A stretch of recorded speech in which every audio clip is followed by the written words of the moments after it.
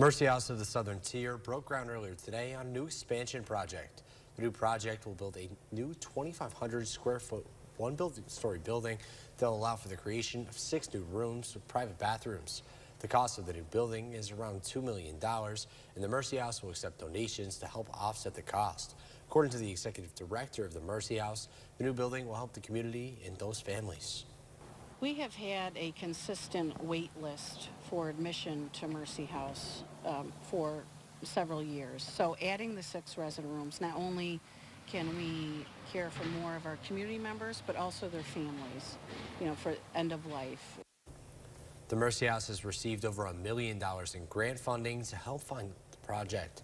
If you'd like to donate to the cause, you can head over to our website. That's WBNG.com.